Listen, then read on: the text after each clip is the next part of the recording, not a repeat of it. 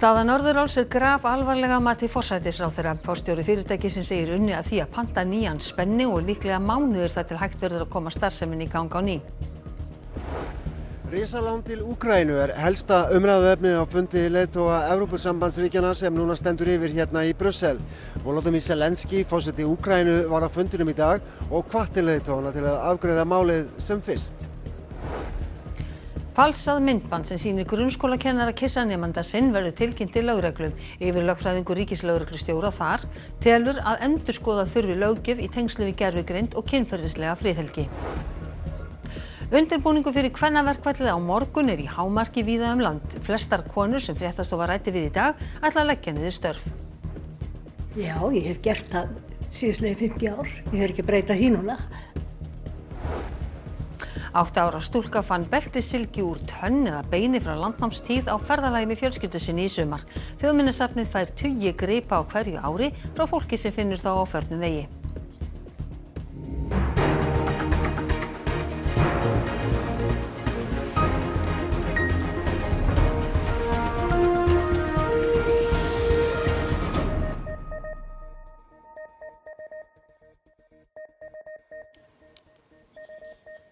Komið þið sæl.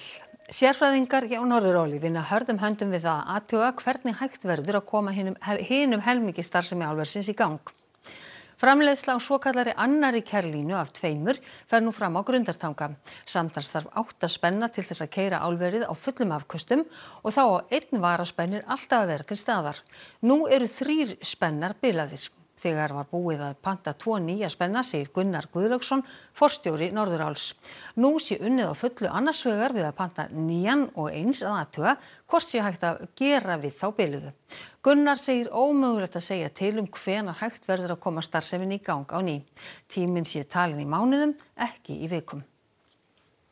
Og við erum komin í samband við Hönnu Katrínu Friðriksson, atvinnuvegaráðherra sem á Alþingi. Hanna Katrín, hver staða málsins núna?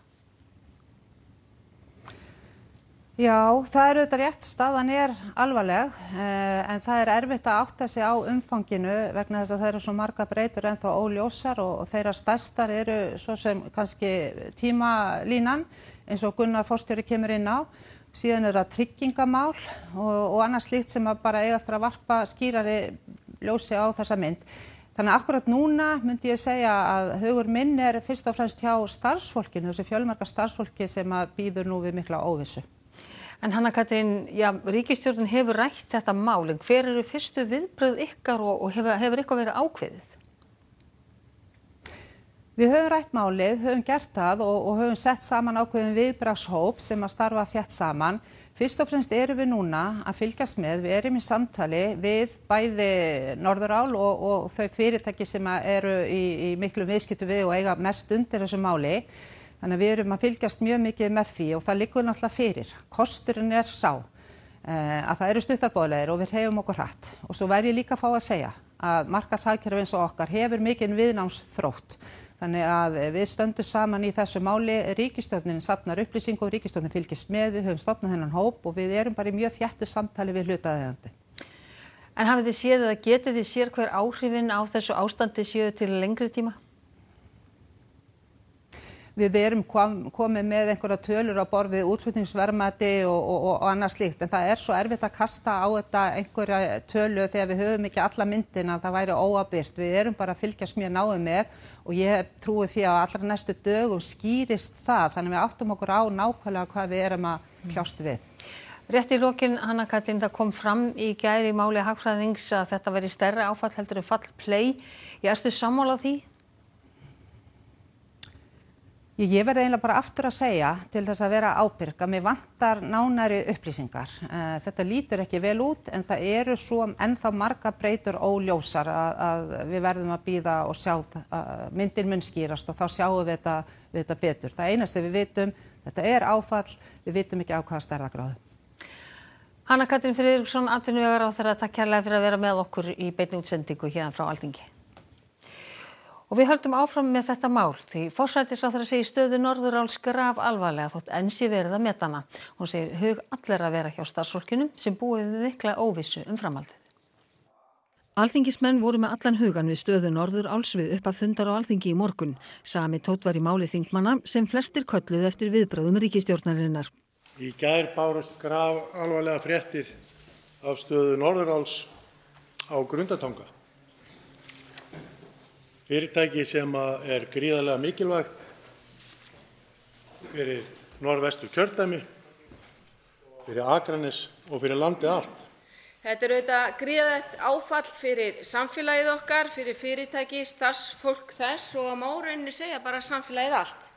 Álverið starfar nú einungis á þriðjungsafköstum og hefur þegar haft veruleg áhrif á útflutningstekjur þjóðarbúsins. Og Ingibjörg sagði að áætlað tjón fyrirtækisins gæti numið tugum milljarða króna. Fleiri þingmenn spurðu og beindu spurningum sínum til forsætisráðherra og atvinnuvegaráðherra og bentu á að þetta tjón kæmi í kjölfar falls Play og lokunar PCC á Bakka. Þetta grafalvarleg staða hjá Norðuráli. Fólk ennþá að meta stöðuna. Fólk sem starfar hjá félaginu ennþá að meta stöðuna og fyrstu viðbrögð okkar í ríkisstjórninu og held ég alls þingheims auðvitað fyrst og fremst að hugur okkar hjá starfsfólki Norðuráls í þessari óvissu sem nú þegar komið upp. Og það hefur gengið á með ýmsum bilunum síðustu 12 mánuði hjá Norðuráli á Grundartanga. Þann 2. október í fyrra var rafmagnslaust á stórum hluta landsins þegar bilun varð að flutningskerfi Landsnet sem rakið var til Norðuráls. 15.500 viðskiptavinir Rarik urðu fyrir truflunum. Fjöldi raftækja skemmdist. Einna mestar truflanir urðu í Þingeyjarsveit. Landsnet sagði að 540 megavött af álagi hjá Norðuráli hafi slegið út vegna viðhaldsvinnu. Miðjan mars á þessu ári sprakk öryggi í aðveitustöð í álveri Norðuráls. Önnur kerlína álversins varð óvirk við atvikið. Örfáum dögum síðar að kvöldi 18. mars kom upp eldur í rafmagnsinntaki í aðveitustöð Norðuráls. Alvarleg truflun varð á flutningskerfi Landsnets því bilunin hjá Norðuráli setti 600 megavatta högg á flutningskerfið. Skammvinnt rafmagnsleysi varð víða land. Alvarlegasta atvikið var svo í fyrra kvöld þegar spennar biluðu. Álverið verður rekið á þriðjungsafköstum líklega í nokkra mánuði. Þetta eru 4 atvik á rétt rúmu ári hjá Norðuráli. Landsnet flytur rafmagn til álversins og að greina hve áhrifin kunna að verða. Á þessari stundu ekki talið að raforkuflutningskerfið hafi haft áhrif á þessar bilanir. Flutningskerfið komið til ára sinna og telur Landsnet að það kosti 86 milljarða króna að koma kerfinu í viðurandi horf. Helsta umræðuefnið á leiðtogafundi Evrópusambandsins í dag hefur verið áætlun að nota frysta fjármuni rússneska seðlabankans til að tryggja risalán til Úkraínu. Björn Malmquist, fréttamaður, þú hefur verið að fylgjast með. Eitthvað að gerast í þessu máli á leiðtogafundinu? Það spurningin sem allir hérna að velta fyrir sér akkurat núna. Leiðtogafundurinn hófst snemma í morgun og stendur ennþá og þetta mál lánið til Úkraínu líklega stærsta málið og kannski líka stærsta deilumálið sem hefur verið rætt á þessum fundi. Þetta gengur sérst út á að nota vel á 100 milljarða evra af eigum rússneska seðlabankans sem voru frystar í evrópskum fjármálastofnunum aðalega hérna í Belgíu til að tryggja lán upp á 150 milljarða evra til Úkraínu.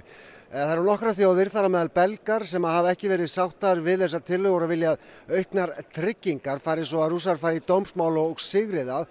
Volodymyr Zelensky, forseti Úkraínu, hann var hérna í morgun og var á fundinum, kom síðan út og ræddi við blaðamenn síðdegis og hvatti leiðtoga Evrópusambandsins til að afgreiða málið sem fyrst.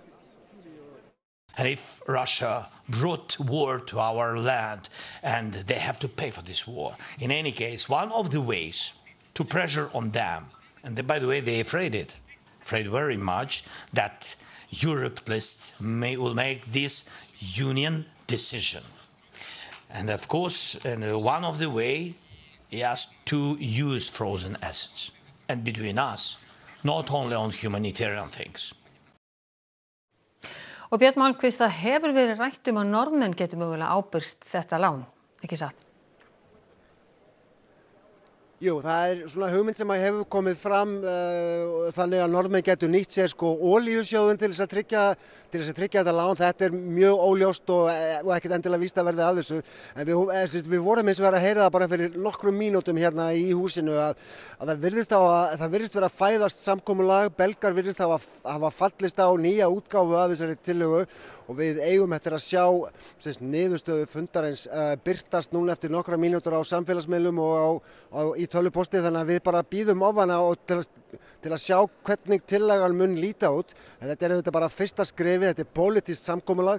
Framkvæmdastjórnin á eftir að útfæra þetta nánar, en við skulum ekki gleyma því að þótt að sé verið að rífast í leiðtogaráðunum, þá var þetta gríðarlega mikilvægt mál fyrir Úkraínu, bæði hvað var það að geta borgað hergögn og skotfæri og rekið opinberan rekstur í Úkraínu og líka fyrir evrópsk ríki á þeim tíma sem að stuðningur við Úkraínu frá Bandaríkjunum hefur verið að minnka.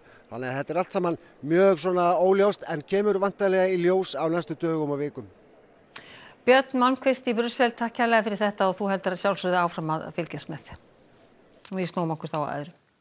6 voru handteknir í aðgerðum héraðssaksóknara, lögreglu og samkeppniseftirlitsins í dag vegna rannsóknar á meintu samráði sorpfyrirtækja. Ráðist var í húsleit á 9 stöðum og tölvur og önnur gögn haldlögð. Í tilkynningu frá samkeppniseftirlitinu segir að samhliða rannsókn héraðssaksóknara sé stofnunin að rannsaka hugsanlegt brot tengt samráði keppinauta. Annað fyrirtæki Terra sem segir að málið varði rannsókn á brotum í tengslum við útboð sveitarfélaga og sorphirðu. Hitt fyrirtæki samkvæmt heimildum fréttastofu Kubbur sem sér sorphirðu í mörgum sveitarfélögum. Falsað myndband sem grunnskólanemandi í Víðistaðaskóla bjó til af kennara kyssa nemanda sinn litið alvarlegum augum og verður tilkynnt til lögreglu. Málið gæti flokkast undir stafrænt kynferðisofbeldi. Yfirlögfræðingur hjá ríkislögreglustjóra segir að kenna þurfi börnum að nota tækni með uppbyggilegum hætti. Myndbandið í dreifingu á samfélagsmiðlum meðal nemenda Víðistaðaskóla í Hafnarfirði og fleiri ungmenna. Haft var eftir skólastjóranum í dag að uppruni myndbandsins hefði verið rakinn og að rætt hefði verið við foreldra barnsins sem á unglingastigi. Myndbandið kynferðislegt og verður tilkynnt til lögreglu. Yfirlögfræðingur hjá ríkislögreglustjóra segir alls ekki koma á óvart að gervigreindin hafi verið notuð í annarlegum tilgangi, hvort sem hjá börnum eða fullorðnum. Það þýðir ekki að við þurfum ekki að taka þetta alvarlega og taka höndur saman svolítið sem samfélag til þess að aðstoða börn við að tryggja það að þeir noti tækni með jákvæðum hætti og nýta hana í uppbyggilega þágu en ekki svona. Sjálf hefur hún ekki séð myndbandið en af lýsingum að dæma sé líklegt að það flokkist undir stafrænt kynferðisofbeldi þó börn beri ekki refsiábyrgð. Hérna náttúrulega að ræða áhættusama háttsemi og þetta í sjálfu sér barnaverndarmál. En svo getur þetta líka verið bara vitleysingagangur. Börn eru börn og þau gera hluti án þess að hugsa afleiðingarnar. Færst hefur í aukana að fölsuð myndbönd séu sett í dreifingu. How will you know who to trust? Þetta eru svokallaðar djúpfalsanir, oftast af þjóðþekktu fólki, en alls ekki alltaf, og eru myndböndin oft notuð í hefndarskyni, sérstaklega gegn konum. María segir fulla ástæðu til að endurskoða löggjöfina í ljósi þess ógnarhraða sem tæknin á. Með gervigreinda þá verður erfiðar að greina milli þess sem raunverulegt og þess sem ekki raunverulegt. Og við þurfum bæði sem einstaklingar og sem samfélag að styrkja okkur í því að greina það á milli, en líka að átta okkur á því að við munum ekki alltaf geta það og þar af leiðandi vera svolítið krítísk. Trúa ekki alveg öllu hrátt bara vegna þess að við sjáum það á skjánum. Halldóra Mogensen, þú ferð fyrir samtökunum með mannvæna tækni. Tekur þú undir þarna með yfirlögfræðingi ríkislögreglustjóra að þurfa að endurskoða löggjöfina og þá hvernig? Já, klárlega. Það þarf að gera það að skoða það í heildarsamhengi bara við þá gríðarlega hröðu tæknitróun sem eiga sér stað. Til dæmis eitthvað sem væri hægt að gera bara strax væri að setja lög sem gera endurgerð af einstaklingum ólögmætt nema með leyfinu þeirra. Það myndi koma í veg fyrir svona djúpfalsanir og annað. En það sem þetta varpar aðalega ljósa á í mínum huga þörfina fyrir fræðslu, að fræða ungt fólk og börn gervigreind. Börn hafa verið spurð víða heim og þegar kemur að því hvað þeim langar helst þess að læra þessi tæknimál, að þá eru börnin sjálf sem forgangsraða það að læra hvernig að nýta gervigreind á siðferðilegan og ábyrgan hátt. Þannig að stjórnvöld þeim ber til ábyrgð á að koma til móts við þetta til þess að koma í veg fyrir að þessi fleiri svona tilvik eiga sér stað í framtíðinni. Mér langar kannski aðeins til þess að benda á því þetta er miklu stærra samhengi heldur en bara þetta myndband. Við erum að horfa fram á núna í Bandaríkjunum, þá eru stór kærumál í gangi. Þar erum við að heyra sögur af mjög erfiðar og sorglegar sögur af börnum sem að lenda í, það er sjálfsskaði og sjálfsvíg barna sem eiga sér stað og eru beintengt við samtöl þeirra við gervi spjallmenni. En ertu þá að segja að gervigreindin hún getur verið hún er gagnleg en á sama tíma hættuleg? Það eru gríðarleg tækifæri, en það eru líka hættur og sérstaklega þegar kemur á börnunum okkar og við erum ekki að standa okkur í þessu fræðslu hlutverki, þannig að við þurfum líka að safna fleiri upplýsingum, við þurfum að hafa betri yfirsýn yfir hver staðan er hjá íslensku börnum hérna, sérstaklega í sambandi við gervigreinda spjallmenni, það eru engar upplýsingar. Við þurfum upplýsingar og við þurfum að fræða. Halldóra Mogensen, takk kærlega fyrir að koma hingað og útskýra fyrir okkur. Takk. Grænlenskir ráðherrar taka ekki þátt í starfi þings Norðurlandaráðs sem fer fram í Stokkhólmi í næstu viku. Þeim finnst ganga of hægt að jafna stöðu þeirra gagnvart öðrum innan ráðsins. Formaður Íslandsdeildar ráðsins er bjartsýn á jákvæða lausn. Á þingi Norðurlandaráðs í Ósló fyrir 2 árum lýsti þáverandi forsætisráðherra Grænlands yfir óánægju með stöðu landsins í ráðinu. Hvis ikke her i nordisk regi vi tager venskabet med os alvorligt og sikrer at vi med og bliver hørt, må vi revurdere vores deltagelse her. Vi ønsker at være en del af hele fællesskabet, ikke kun dele af det. Á þinginu í fyrra sem haldið var hér á landi var samþykkt að koma virkari aðild Færeyja, Grænlands og Álandseyja inn í stoppsamning Norðurlandaráðs, Helsingfors-sáttmálann. Tillaga að útfærslu á að liggja fyrir áramót. Samkvæmt heimildum fréttastofu finnst Grænlendingum þetta ekki ganga nógu hratt og því taka aðeins þingmenn landsins þátt í þingi Norðurlandaráðs í Stokkhólmi í næstu viku, rétt eins og hér á landi í fyrra. Á meðan þessi óvissu er fyrir hendi þá var þetta viðbúið. En nú hefur aldrei skipt meira máli en nú að Grænlendingar upplifir sig sem stolta Norðurlandaþjóð og Íslendingar hafa alltaf talað þeirra máli að svo verði. Löndin 3 hafa nú fengið fulltrúa í forsætisnefnd ráðsins. Dagbjört viðurkennir að endurskoðunin hafi tekið langan tíma, en stuðningur Íslands haldi áfram. Hún bendir meðal annars á nýlega heimsókn Kristrúnar Frostadóttur forsætisráðherra til Grænlands. Ég á ekki von á öðru og ég ætla að leyfa mér að vera bjartsýn það að þessi endurskoðun leiði af sér jákvæða niðurstöðu fyrir Grænlendinga og Norðurlöndin í heild sinni. Samtök atvinnulífsins telja betur færi á því að aðstandendur kvennaverkfallsins vekti athygli á kröfum sínum án þess að af því hleytist efnahagslegt tjón. Þau gagnrýna jafnframt að konur og kvár séu hvött til að leggja niður störf allan daginn á morgun.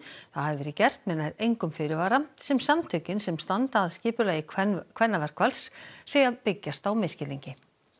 Já, það vaknaði því miður einhver misskilningur. Við erum vel að tilkynntum leið að það væri kvennaverkfall og áttum þá við allan daginn en einhverjir tókuðu þannig að þetta væri halvu dagurinn. Þannig að við erum bara verið að vinna því að leiðrétta það. Ég held hins vegar að atvinnurekendur séu alla jafna bara mjög skjótir að bregðast við. Og í netagerðinni á Ísafirði er mikið að vera. Þar er verið að undirbúa morgundaginn, enda mikið í vændum. Já, ekki satt, Greta Sigríður Einarsdóttir fréttamaður. Heldur betur, hér eru öflugar konur hérna að vinna að undirbúa skilti fyrir morgundaginn. Það er nóg til að málningu en þá og því miður er ennþá nóg sem þær þurfa að koma á skiltin. Viltu sýna mér hvað stendur inn á þínu skilti? Já.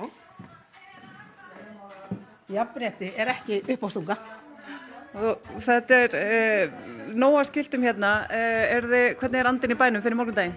Það er fínn andi, góður andi og bara fólk spennt fyrir því að mæta bara og í baráttuna með okkur.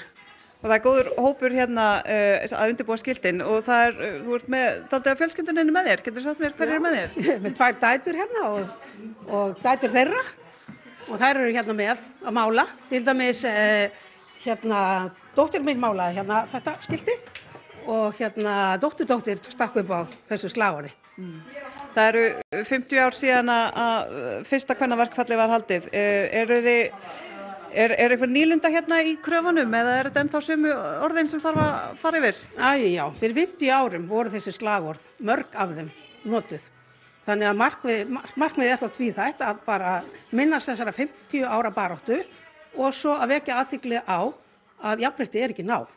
Það eru ennþá kröfur, við þurfum ennþá að berjast. Heldur ekki að stelpunarinn að klára þetta bara? Já, ég vona að það hafi fengið almennilegt uppeldi hjá móður sinni. Já, ég er alveg viss um það. Þær eru farnar að kenna mér og ýta við mér. En við fórum og ræddum við konur fyrir morgundaginn og það voru sumar þeirra voru efinn sem að veita viðtal, sumar voru jafnvel að velta fyrir sér hver var afstaða vinnuveitandans daginn eftir. Það voru margar sem sögðust ætla að mæta en einhverjar sögðu að þær héldu ekki. Já, ég ætla að mæta niður í bæ klukkan 2. Ok, hvers vegna?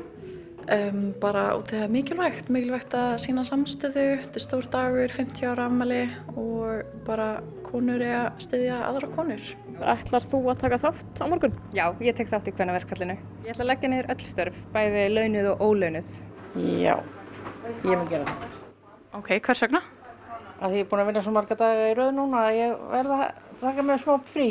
Já, við ætlum að loka hérna 1:00 á morgun. Ok, og hvers vegna takið þið þátt? Bara alltaf sína samstöðu. Já, þetta ger ég það. Ég reyndar, þarf ekki að vera í verkfall þannig að því ég komin á eftirlaun. Hérna ég í sjálfboðavinnu en ég myndi ekki vera hér á morgun. Já, að sjálfsögðu. Maður verður að taka þátt í þessu. Við verðum að standa saman. Ég er ekki sem ég fari í bæinn núna en ég fór fyrir 50 árum og hef farið alla tíð síðan. Þannig að ég leyfi hinum að fara sem að það er bara kvenfólk hérna á staðnum núna. Sko, verkfalls er ekki beint að taka þátt í þessu á morgun en við megum taka okkur frí en það er þó launalaust. Nei, ég hugsi að verði bara að vinna. Ég styð konundar í þessu og allt það en ég verð bara í vinnunni ef ég á að vinna. Já, ég held eitthvað bara að taka þátt allan svona upp á hádeginu, þannig næ ég stökkva á fundin og svoleiðis, en held að ég kem aftur í vinnun til að bara sinna mín störf, sko. Já, ég hef gert það síðastliðin 50 ár, ég hef ekki að breyta því núna.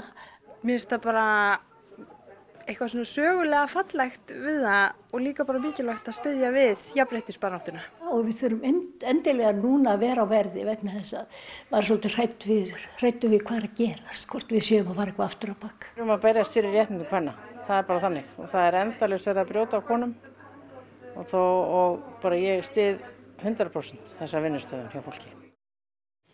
Og að öðru, Karl III Bretakonungur varð í dag fyrsti breski þjóðhöfðinginn í 500 ár til að taka þátt í bæn sem páfi leiddi. Mikilvægt skref til sátta, segir breskur biskup.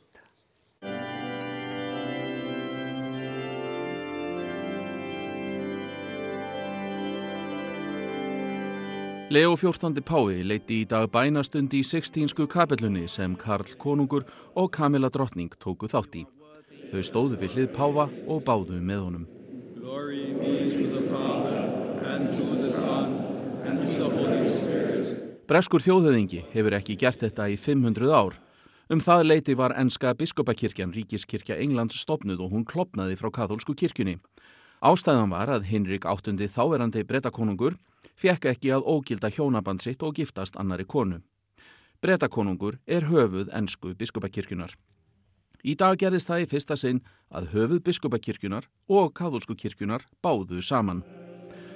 Karl hefur reglulega heimsótt Vatíkanið og barist fyrir því að brúa bilið milli trúarbragða. Biskupinn af Manchester, David Walker, sagði við BBC í morgun að þetta væri mikilvægt skref til sátta.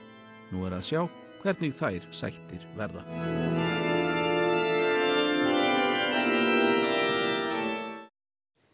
Það bættist í safnkost Þjóðminjasafnsins í dag þegar 8 ára stúlka afhenti safninu sylgju frá víkingaöld sem hún fann í fjöru, en slíkur gripur hefur ekki fundist áður hér á landi. Valkyrja 8 ára dvaldi í sumarbústað með fjölskyldu sinni á Ökrum á Mýrum í sumar. Einn daginn hafði hún lítið fyrir stafni og fór niður í fjöru til að leita fallegum steinum, en hún er ötull steinasafnari. Og svo allt í henni sá ég eitthvað bein, ég safnast undir fulla beinum, þannig ég tók þetta og fór heim með þetta alls konar skiljar og stein og eitthvað. Var miklu spenntari fyrir einhverjum kristölum og svo styrtaði ég bara borðið og allir voru að skoða. Svo voru allir bara svo miklu spenntari fyrir þessu en því sem ég var spennt fyrir. Akkur tókstu þetta? Út af því að ég sá reyndar eitt lítið gat, mér fannst þetta bara eitthvað skrítið þannig að ég ákvað að taka og skoða bara betur heima. Frændi Valkyrju sá að þarna var forngripur á ferð og lét Minjastofnun vita af fundinum. Ég var mjög óþolinmóð, það engan gat svara strax. En svo svaraði einhver, þá var ég mjög glöð. Bara mjög glöð. Af hverju varstu óþolinmóð? Út af því að mér langaði svo að vita hvort þetta væri alvöru forngripur. Og þetta var vissulega alvöru forngripur. Við vitum að þetta sylgja, einstakur fundur. Þetta það sem við kallum lausafund, þegar að fólk gengur og finnur eitthvað bara á förnum vegi. Þetta frá tími víkinga. Þetta frá upphafi landnáms, þannig að við teljum að hann sé frá 9. eða 10. öld. Svo afhenti Valkyrja Þjóðminjasafninu gripinn formlega í dag. Þannig að nú skulum við bara skiptast á. Ég fæ frá þér og svo eftir komum hann fyrir. Og síðan fekk sylgjan veglegan sess í sýningaskáp. Já, ég skal opna hér. Á hverju ári fær Þjóðminjasafnið tugi gripa sem fólk finnur á förnum vegi og sumir þeir eru fágætir eins og sylgjan sem Valkyrja fann. Og fyrir þau sem langar til að finna fornminjar, segir þjóðminjavörður, forvitni vera númer 1, 2 og 3. Og spyrja og ekki að henda því frá sér heldur bara að leyfa einhverjum öðrum að sjá. Bara senda skilaboð á Minjastofnun Íslands og biðja foreldra sínum að hjálpa þeim að spyrja hvort þetta sé forngripur eða ekki. Baldvin, hvað ætlar þú að vera með í Kastljósi kvöldsins? Ég ætla nú að gera eitt og annað. Ég ætla að ræða við Harald Benediktsson, bæjarstjóra á Akranesi. Þessi tíðindi af Norðuráli, biluninni þar hafa mikil áhrif á bæinn, enda margir starfsmenn sem að vinna í álverinu eða vinna í svona störfum svona sem tengjast þjónustu við álverið. Þannig að heyra aðeins hvernig hann metur stöðuna. Svo fæ ég til mín forstjóra Iceland Air. Það hefur svona verið þungur reksturinn hjá þeim og við ætlum að fara aðeins yfir stöðuna bæði á fyrirtækinu og flugmarkaðunum almennt. Og svo ætlum við að reyna að svara spurningunni af hverju 4 karlmenn taka upp myndbönd af eigin lífi og birta það á Facebook. Nei, á YouTube segi ég. Já, missum ekki á því, Baldvin Þór Bergsson, takk fyrir þetta. Við ætlum eins og að líta til veðurs. Á morgun gengur smá lægði fyrir landið, áttin verður því breytileg, víða 3 til 10 metrar og vona úrkomu í flestum landshlutum. Rigning eða slydda með köflum sunnan á vestanlands en snjókoma norðan og austan til. Hiti verður 6 stigum, en við förum nánar yfir veðurhorfur að loknum íþróttum. Heyrum hljóðið í Degi Kára Ólafssyni sem keppti fyrstur Íslendinga til úrslita í fjölþraut á heimsmeistaramóti. Þá réðust úrslit í fjölþraut kvenna í dag eftir spennandi keppni. Breiðablik tók á móti finnska liðinu Kúps í dag. Þá stýrði Ólafur Ingi Skúlason Blikum í sínum fyrsta leik. Og íslenska kvennalandsliðið í fótbolta í Belfast þar sem liðið mætir Norður Írlandi á morgun. Þar hefur þjálfarateymið einnig breyst nokkuð á undanförnu og leikmenn finna jákvæðar breytingar. Ekki missa af íþróttum hér eftir andartak. Það var helst í þessum fréttatíma að staða Norðuráls grafalvarlega að mati forsætisráðherra. Forstjóri fyrirtækisins segir líklega mánuði þar til hægt verður að koma starfsemin í gang á ný. Þetta áfall, við vitum ekki á hvaða stærðargráðu. Samkomulag risalán til Úkraínu virðist vera í burðarliðnum á leiðtogafundi Evrópusambandsins sem nú stendur yfir í Brussel. Úkraínuforseti var á fundinum í dag og hvatti leiðtoga til að afgreiða málið sem fyrst. Falsað myndband sem sýnir grunnskólakennara kyssa nemanda sinn verður tilkynnt til lögreglu. Yfirlögfræðingur ríkislögreglustjóra telur að endurskoða þurfi löggjöf í tengslum við gervigreind og kynferðislega friðhelgi. Þessum fréttatíma að ljúka og nú komið að fréttum af íþróttum, veðri og svo Kastljós. Næsti fréttatími í útvarpinu klukkan 10 í kvöld, en næsti sjónvarpsfréttatími á sama tíma annað kvöld 24. október, kvennaverkvöldið. En við á fréttastofunni við ætlum að þakka ykkur samfylgdina þessum af þessum degi. Verið sæl.